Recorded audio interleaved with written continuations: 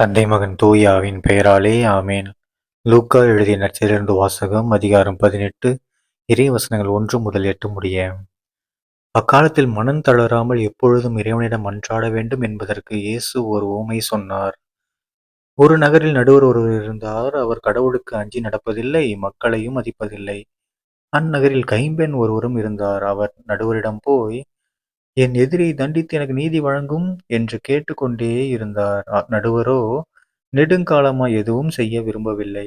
பின்பு அவர், நான் கடவுளுக்கு அஞ்சுவதில்லை, மக்களையும் மதிப்பதில்லை. என்றாலும் இக்கைம்பெண் எனக்கு தொல்லை கொடுத்து கொண்டிருப்பதால் நான் இவருக்கு நீதி வழங்குவேன்.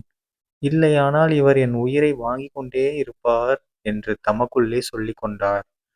பின் ஆண்டவர் அவர்களிடம், நேர்மையற்ற நடுவரே இப்படி சொன்னார் என்றால், தாம் தேர்ந்து கொண்டவர்கள் அல்லும் பகலும் தம்மை நோக்கி கூக்குரலிடும்போது கடவுள் அவர்களுக்கு நீதி வழங்காமல் இருப்பாரா?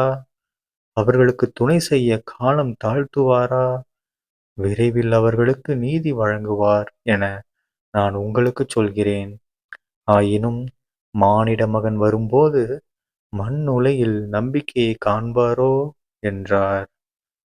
ஆண்டவரின் அருள்வாக்கு. கிறிஸ்துவே உமக்கு புகழ்.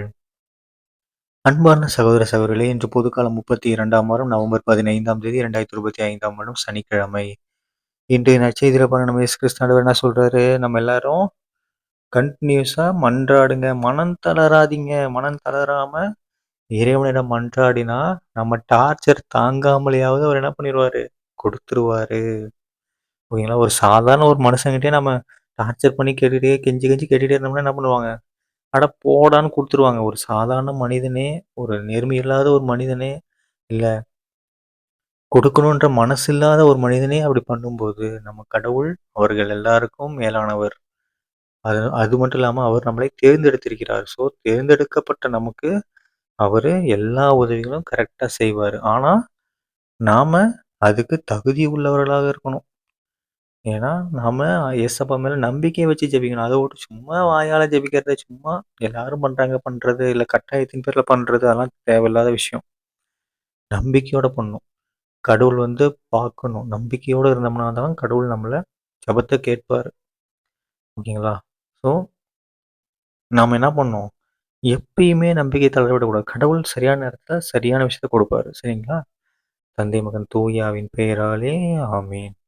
இயேசுவுக்கே புகழ், இயேசுவுக்கே நன்றி, மரியே வாழ்க. இயேசுவின் ரத்தம் ஜெயம். ஹல்லேலூயா. Praise the Lord.